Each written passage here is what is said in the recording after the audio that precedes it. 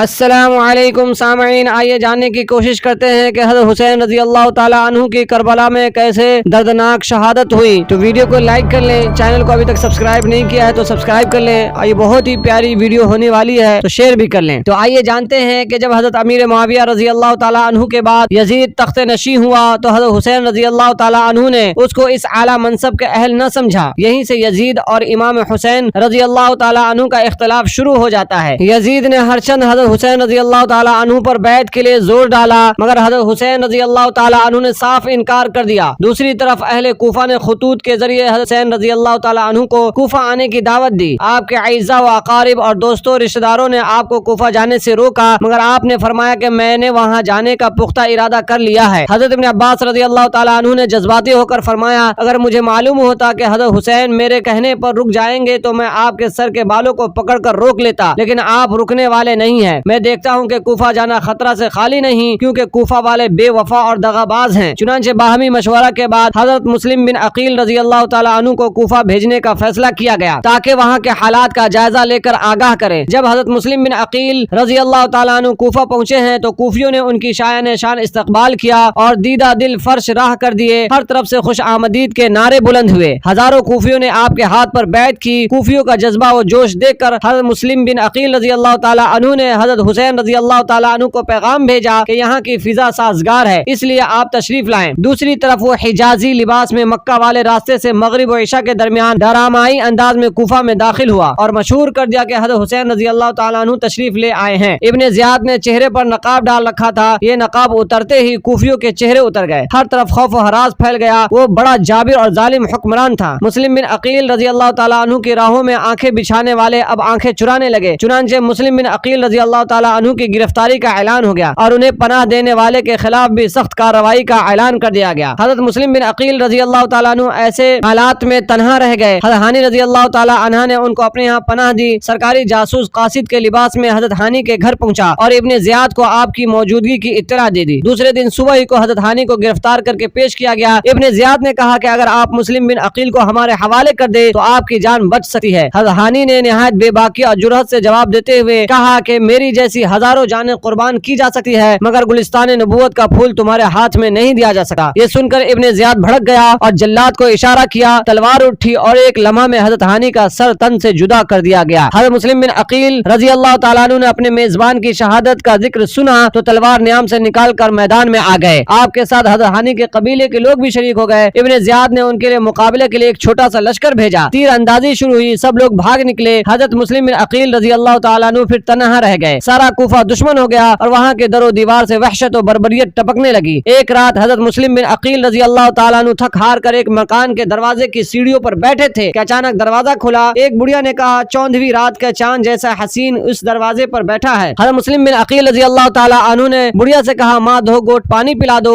بڑھیا نے پوچھا، تم کون ہو؟ آپ نے فرمایا، میں حسین کا وکیل مسلم بن عقیل ہوں، غریب الدیار ہوں، مظلوم و بے کس ہوں، زمانہ دشمن ہے، لوگ میرے خون کے پیاسے ہیں۔ بڑھیا نے کہا، بیٹا اندر آ جاؤ، میں تمہیں امان دیتی ہوں۔ نیک دل بڑھیا کا بیٹا درباری تھا، مخبری کر دی اور حضرت مسلم بن عقیل رضی اللہ تعالیٰ عنہ کی گرفتاری کے لیے مکان کا گھیراؤ کر لیا گیا۔ آپ نے گرفتاری دینے کے بجائے مقابلہ کیا۔ شدید زخمی ہونے کے بعد پکڑے گئے، ابن زیاد کے دربار میں پیش کیا گیا، جہاں آپ نے بے پناہ استقامت اور بلند حوصلگی کا مظاہرہ کیا، لیکن ظالم کی آنکھوں میں خون اترا ہوا تھا۔ بالآخر آپ کو شہید کر دیا گیا اور آپ کو پناہ دینے والی میزبان بڑھیا اپنے مہمان کی شہادت سے پہلے ہی شہید ہو گئی تھی۔ ادھر حضرت حسین رضی اللہ تعالیٰ عنہ نے مدینہ منورہ سے مکہ جانے کے لیے سفر باندھا اور سوچا کہ ابتلا و آزمائش کے جس سفر پر نکل رہا ہوں پھر شاید کبھی دیار نبی دیکھنا نصیب نہ ہو۔ آخری بار اپنے نانا کو سلام کہنے کے لیے روضہ رسول پر حاضری دیتے ہوئے سلام کیا۔ حضرات غور تو کیجئے، حضرت حسین رضی اللہ تعالیٰ عنہ اور ان کا خاندان 27 رجب سن 40 ہجری کو مدینہ منورہ سے روانہ ہوتا ہے اور 27 رجب کو شہنشاہ دو جہاں نبی آخر الزمان صلی اللہ علیہ وسلم معراج کے لیے تشریف لے جاتے ہیں۔ گویا کہ اسی تاریخ کو نانا نبوت کی معراج پر جا رہے ہیں، جبکہ نواسا اسی تاریخ کو شہادت کی معراج پر جا رہا ہے۔ سفر کرتے ہوئے راستے میں ایک مقام پر سیدنا حسین رضی اللہ تعالیٰ عنہ کے قافلہ کو مشہور عربی شاعر فرزدق ملتا ہے۔ سیدنا حسین نے اسے کوفہ کے حالات پوچھے تو وہ بولا کہ اہل کوفہ کے دل آپ کے ساتھ ہیں اور تلواریں یزید کے ساتھ ہیں۔ ایک مقام پر پہنچ کر آپ کو حضرت مسلم بن عقیل کی شہادت کی المناک خبر ملی۔ یہی وہ مقام تھا کہ جہاں پر حضرت سیدنا حسین رضی اللہ تعالیٰ عنہ نے سنجیدگی کے ساتھ آگے نہ جانے کے بارے میں سوچا، لیکن مسلم بن عقیل رضی اللہ تعالیٰ عنہ کے رشتہ دار بزید ہو گئے کہ ہم مسلم بن عقیل کا انتقال مقام لے کر رہیں گے یا خود ختم ہو جائیں گے۔ اس پر حضرت حسین رضی اللہ تعالیٰ عنہ نے فرمایا کہ ان کے بغیر اب زندگی میں کوئی مزہ نہیں۔ بالآخر قافلہ حق و صداقت ایک میدان میں پہنچ گیا۔ آپ نے پوچھا یہ کون سی جگہ ہے؟ بتایا گیا کہ کربلا ہے۔ فرمایا کرب وہ بلا یعنی غم اور آزمائش کی جگہ۔ 7 محرم الحرام کو آل رسول کا پانی بند کر دیا گیا، دشمن نے گھیرا ڈال دیا اور موت کے سائے گہرے ہوتے چلے گئے، خطرات بڑھنے لگے۔ بالآخر نواسہ رسول نے دشمن سے 1 رات کی مہلت مانگی، اس لیے نہیں کہ ان لمحات میں ارباب اقتدار سے سمجھوتا کر لے یا کہیں سے امداد طلب کر لیں یا راتوں رات مقابلہ کے لیے کوئی لشکر ترتیب دے لیں یا ڈر کر کہیں فرار راہ اختیار کر لیں، بلکہ اس لیے تاکہ اپنے خدا کو راضی کر سکے۔ حضرت حسین نے تمام بچوں، عورتوں اور مردوں کے ساتھ مل کر خیموں میں ساری رات خداوند قدوس کی عبادت کی اور اس کی تسلیم و رضا کے آگے سجدہ ریز ہو گئے۔ عاشورہ محرم کے دن افق پر خونی سورج طلوع ہوا۔ سیدنا حسین رضی اللہ تعالی عنہ نے محسوس کر لیا کہ ظالم و جابر حکومت ان کے خون کی پیاسی ہے۔ بالآخر میدان کارساز گرم ہوا، بچے، بوڑھے اور پردہ نشین عورتوں نے